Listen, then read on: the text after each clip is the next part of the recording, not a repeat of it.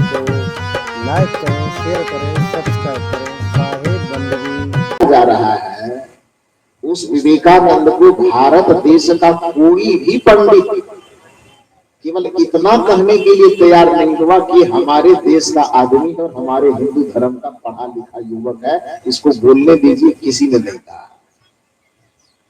बात समझ में आई?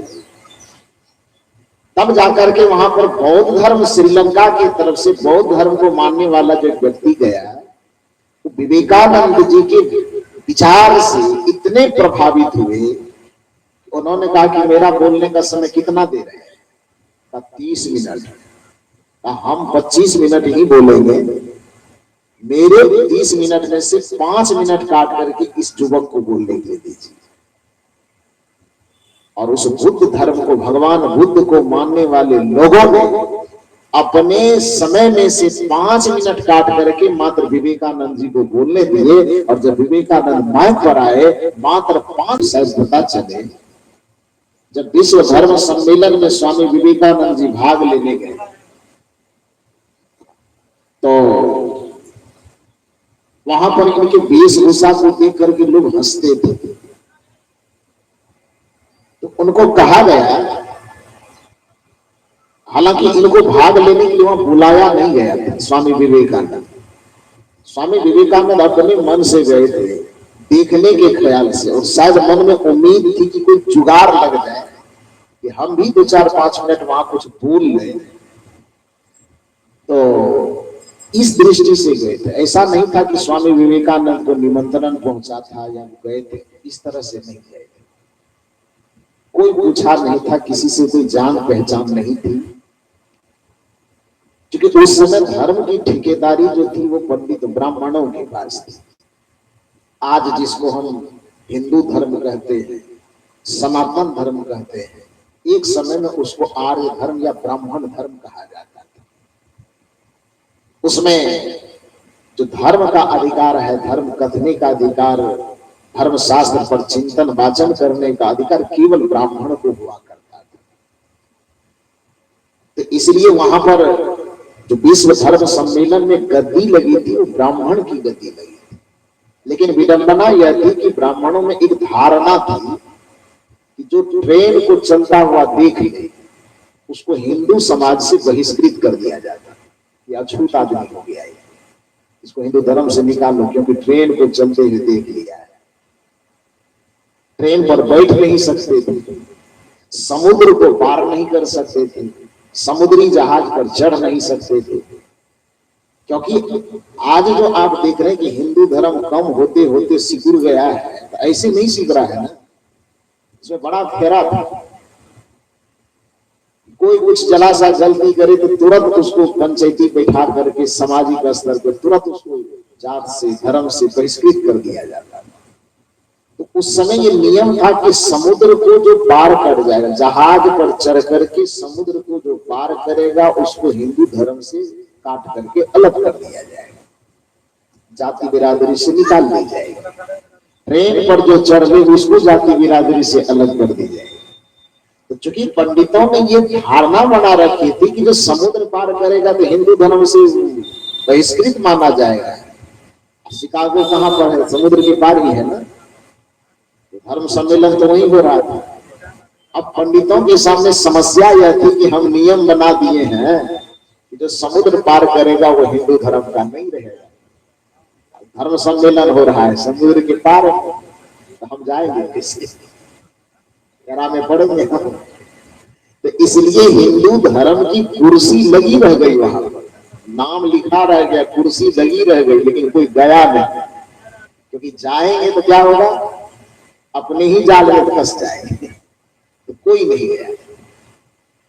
भारत की तरफ से जिस धर्म के ठेकेदार को बुलाया गया, वो अपने जंजाल के कारण वहां जा नहीं पाया। अब भारत से एक युवक जो केवल देखने के ख्याल से गया था, बुलाया नहीं गया था स्वामी विवेकानंद, तो वहां जाकर के जब देखता है तो खाली है। और उनके अंदर में ज्ञान इतना उफान मचा रहा था कि स्वामी विवेकानंद किसी तरह जुगाड़ लगा रहे थे कि हमारा वाला देश का कुर्सी तो खाली है, किसी तरह हमको वहां पर जुगाड़ लगा दिया। लेकिन कुछ फीट नहीं बैठा, क्योंकि अंतर्राष्ट्रीय चीज था ना, पूरे विश्व के स्तर पे हो रहा था। स्वामी विवेकानंद वहां के आयोजकों से संपर्क साधे कि हमको किसी तरह 5 मिनट के खातिर भी भाग लेने दे दीजिए। विवेकानंद जी के प्रतिभा से वो लोग प्रभावित होते थे, लेकिन कहे कि वो घरेलू चीज तो है नहीं कि आपसे प्रभावित होकर हम भोजन दे दें, कि पानी दे दें, कि निवास दे दें। ये अंतर्राष्ट्रीय चीज है, सरकारी चीज है, तो इसको तो नियम कानून से ही करना पड़ेगा। तो आप भारत देश से आए हैं, हिंदू धर्म का ही व्यक्ति भाग ले सकता है, तो आप हिंदू धर्म के प्रतिनिधि हैं कि नहीं है, भारत देश के प्रतिनिधि है कि नहीं है, यह सरकारी स्तर पर यह प्रमाणित होगा तब ना आपको भाग लेने देंगे। तो स्वामी विवेकानंद कहते थे कि देखिए हमको इस झंझट में मत बढ़ाइए, हम साधु सन्यासी आदमी हैं, बस 5 मिनट बोलने दे दीजिए। आयोजकों ने कहा कि नहीं, बोलने नहीं दिया जाएगा। हाँ, एक स्तर पे, जैसे कि आपके देश और आपके धर्म का कोई व्यक्ति यहाँ आया नहीं है, तो इस मामले में एक फायदा आपको हो सकता है कि आप यहाँ से तार कीजिए और अपने देश के हिंदू धर्म के जो ठेकेदार उस समय में शंकराचार्य वगैरह माने जाते थे, 4 शंकराचार्य, जो भी हिंदू धर्म के अपने आप को गुरु कहते हैं, भारत के किसी भी गुरु कहलाने वाले से आप एक लेटर पेड पे या वहीं से तार के द्वारा कहिए 4 शब्द बोल देगा कि विवेकानंद हमारे धर्म का प्रतिनिधित्व करेगा, इतना सा बोल देगा, तो फिर कुर्सी तो आपके देश की खाली है कि बोलने के लिए दे देंगे आप। क्या लग रहा है, बोलने दिया उनको? आज पूरा हिंदू धर्म जिस विवेकानंद के ऊपर गर्व कर रहा है, हिंदू धर्म का आदर्श, युवाओं का आदर्श जिस विवेकानंद को बताया जा रहा है, उस विवेकानंद को भारत देश का कोई भी पंडित केवल इतना कहने के लिए तैयार नहीं हुआ कि हमारे देश का आदमी और हमारे हिंदू धर्म का पढ़ा लिखा युवक है, इसको बोलने दीजिए, किसी ने नहीं कहा। बात समझ में आई? तब जाकर के वहां पर बौद्ध धर्म, श्रीलंका की तरफ से बौद्ध धर्म को मानने वाला जो व्यक्ति गया, तो विवेकानंद जी के विचार से इतने प्रभावित हुए, उन्होंने कहा कि मेरा बोलने का समय कितना दे रहे हैं? 30 मिनट। हम 25 मिनट ही बोलेंगे, मेरे 30 मिनट में से 5 मिनट काट करके इस युवक को बोलने के लिए दीजिए। और उस बुद्ध धर्म को, भगवान बुद्ध को मानने वाले लोगों ने अपने समय में से 5 मिनट काट करके मात्र विवेकानंद जी को बोलने दिए। और जब विवेकानंद माइक पर आए, मात्र 5 मिनट बोले तो पूरे विश्व में तहलका मचा दिया। फिर तो पूरा देश, पूरा विश्व विवेकानंद का, मात्र 5 मिनट। हालांकि लोग कहते 7 मिनट बोला, खाली शून्य पर बोला, फिर शून्य पर बोला, वो कहानी कहने सुनने की बात। तो स्वामी विवेकानंद जब 5 मिनट बोल करके तहलका मचा दिए, अब पूरे विश्व के लोगों का सर जहां पर झुकने लगे एक युवक के सामने, तो चाल तो चलेगा ना भाई, इसको नीचा कैसे दिखाया जाए? क्योंकि वहां पर ठीक है, हम महात्मा हैं, धार्मिक है, वो तो एक अलग मैटर, लेकिन वहां तो प्रतिद्वंदी है ना, तो किसी न किसी भांति तो चाहेंगे कि इसको पछाड़े, हमसे ये आगे न जाए। तो स्वामी विवेकानंद को वो लोग पछाड़ने के ख्याल से चाल चला। पहली बार क्या चाल चला? क्योंकि स्वामी विवेकानंद जिस देश से गए थे, भारत देश से, इस देश में वेद को बहुत ज्यादा महत्व हासिल था। सनातन धर्म का आधार ग्रंथ वेद माना जाता था। तो उस वेद को आधार माने जाने के कारण स्वामी विवेकानंद के भाषण देने से पहले जितने धर्म थे, सभी धर्मों के पुस्तकों को सजाया गया। ध्यान से सुनिए, तो पुस्तकों को सजाया गया। तो ईसाई देश की, चूंकि अमेरिका ईसाई देश है, तो उन्होंने कहा कि हम लोग ईसाई वाले हैं और अपने घर में कार्यक्रम हो रहा है, तो हिंदू धर्म का जो ग्रंथ है वेद, उसको सबसे नीचा में रखना चाहिए, उसके ऊपर में दूसरा, तीसरा, चौथा, और सबसे लास्ट में ईसाई धर्म का जो ग्रंथ है बाइबिल, उसको सबसे ऊपर में रखना चाहिए। यदि विवेकानंद समझदार होगा तो देख करके इंसान के लिए इशारा काफी होता है, इसी से देख के समझ जाएगा कि हमारे धर्म का औकात क्या है। तो सबसे नीचे में दबा हुआ है, सबसे ऊपर में कौन है? ईसाई है, बाइबल है। स्वामी विवेकानंद जैसे मंच पर गए तो देखा उस दृश्य को कि वेद को सबसे नीचा में किया गया है, उसके ऊपर में और करते करते सबसे लास्ट में ऊपर में किसको रखा है? बाइबल को रखा है। स्वामी विवेकानंद जैसे एक बात ध्यान दीजिए, बुद्धिमान की दृष्टि में और ज्ञानी की दृष्टि में अंतर होता है। स्वामी विवेकानंद जैसे मंच पर गए उस सजावट को देखा कि पुस्तक सजी हुई सबसे नीचे में वेद है और सबसे ऊपर में बाइबल है। स्वामी विवेकानंद जैसे देखे समझ गए कि हमको नीचा दिखाने के लिए ही ये कार्यक्रम किया है। तो भारत के लोग तो इस मामले में तेज तर्रार है कि प्रतिस्पर्धी बुद्धि उसके अंदर बहुत ज्यादा है, प्रेजेंट ऑफ माइंड जिसको कहते हैं बहुत ज्यादा है। प्राचीन काल में भी था, आधुनिक काल में भी, हर जगह मैंने इसमें भारत का जोर कोई नहीं दे पाता है। आपके हाल फिलहाल में जब अटल बिहारी वाजपेयी जी जिस समय थे, अब पाकिस्तान से कारगिल युद्ध के बाद जब समझौता व सीज फायर हुआ था, तो पाकिस्तान के प्रधानमंत्री और उसके साथ में गृह मंत्री आई, तो लेडीज थी, इधर से प्रधानमंत्री वाजपेयी जी थे। तो द्विपक्षीय वार्ता होने के क्रम में उधर की जो लेडीज गृह मंत्री थी वो मजाक में विवेक इसको वाजपेयी जी को कहे कि वाजपेयी जी कि भारत और पाकिस्तान के झंझट को खत्म करना चाहते थे, एक मामला सुलह कर लीजिए ना, आप भी कुंवारे हैं हम भी कुंवारे हैं, दोनों की शादी हो जाए तो उसमें ऐसा कीजिए कि मुंह दिखाई में हमको जम्मू कश्मीर दे दीजिए। झंझट उसी के लिए होता है, इतना धमकी ये वो करते हैं। तो मजाक के लहजे को कहिए कि आप भी कमारे हम भी कमारे, तो ऐसा कीजिए हम दोनों की शादी हो जाए, अब मेरी मुंह दिखाई के रस्म में आप कश्मीर हमको दान कर दीजिए। बेचारी सोची होगी कि हम एकदम मार दिए, एकदम नहला बाजी जीत गए।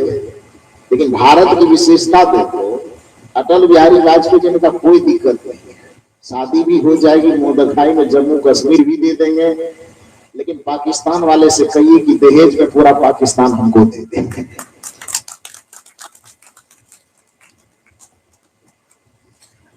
ये हाजिर जवाबी हुआ नहीं, प्रेजेंट ऑफ माइंड।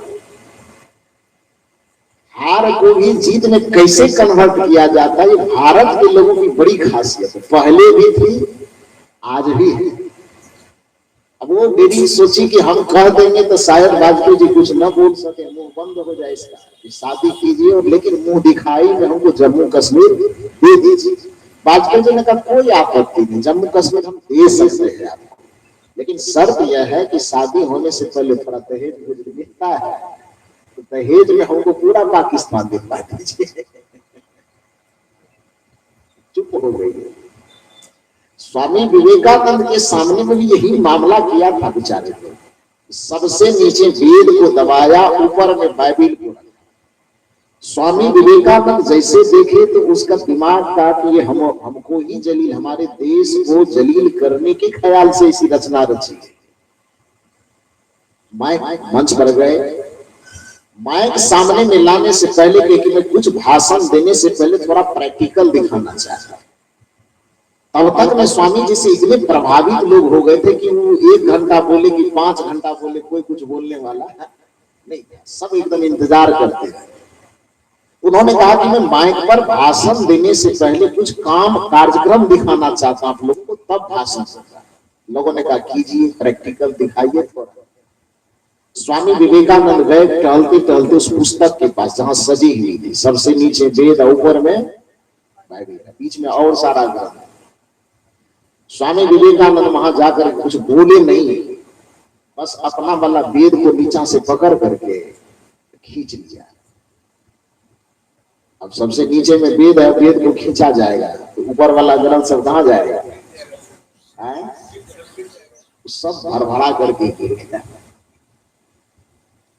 आयोजकों ने चिल्लाना शुरू किया, महाराज ये क्या कर रहे हैं? स्वामी विवेकानंद ने कहा कुछ नहीं, हमारा बल्ला को नीचा में दबा के रखे थे, अपना खींच रहे हैं और हम अपना को खींच लिए, तब तुम्हारा क्या हुआ वो हम क्या जाने। स्वामी विवेकानंद माइक पर आए और उन्होंने कहा कि यहाँ के आयोजकों ने बड़ी सुंदर व्यवस्था की थी। मैं भी तो यही समझाना चाह रहा हूं आप लोगों को, यही सुंदर व्यवस्था की थी कि सबसे नीचे में वेद को रखा गया, उसके ऊपर में और ग्रंथों को रख करके सबसे अंत में बाइबिल को रखा गया। आयोजक हालांकि हमको जलील करना चाहते, ये जलील वाली बात नहीं है, ये मेरे लिए गर्व की बात है। ये अच्छी बात है कि हमारा धर्म, हमारे धर्म का ग्रंथ ही सबसे नीचे में, मैं यही तो समझा रहा कि सबसे पहले का जो धर्म है वह सनातन धर्म है, उसी के ऊपर में सारा धर्म टिका हुआ है। और यदि यकीन न हो तो जिस तरह से सबसे पहले आपने वेद को रखा तो आप नजर से देख ली कि जैसे ही मैंने वेद को खींचा तो बाकी सारा धर्म क्या हो गया, भड़बड़ा करके गिर गया। इसी से समझ लीजिए कि जिस ग्रंथ के आधार पे सारे ग्रंथों को आपने रखा था और जिस ग्रंथ के आधार को खींचने पर सारे ग्रंथ भड़बड़ा गए, तो समझ लीजिए कि उसी धर्म के आधार पे आपका भी धर्म टिका हुआ है। यदि मैं अपना धर्म आपके नीचे से खींच लो तो फिर आपके धर्म भड़बड़ा के कहां गिर जाएंगे पता भी नहीं चलेगा। तो आपने तो ठीक ही किया, ये आधार तो वही है। फिर आगे चल करके दूसरे दिन आयोजकों को लगा कि बड़ा मिस्टेक हो गया, ऐसा नहीं रखना चाहिए। अच्छा, आज तो ये बाजी पलट दिया उन्होंने। कल ऐसा करते हैं कि अपने वाले को सबसे नीचा करेंगे और उसका वाला को सबसे क्या करेंगे, ऊपर करेंगे। लेकिन प्रेजेंट ऑफ माइंड की यही क्षमता है कि हर तर्क, हर तथ्य में से नया तर्क को निकालने। जब सबसे ऊपर कर दिए, स्वामी विवेकानंद दूसरे दिन भाषण देने के लिए आए और जब आए तो देखिए, एक सरसरी निगाह देखी कि आज किताब कैसे सजाया है।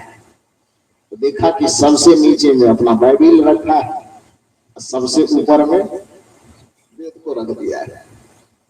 स्वामी विवेकानंद आए, आज पुस्तक के पास तो नहीं गए, माइक लिया करके आज भी पुस्तक की सजावट बहुत बेहतरीन है। सजाने वाला माथा नोचने लगा, कल भी बेहतरीन था, आज भी बेहतरीन है, मामला क्या है?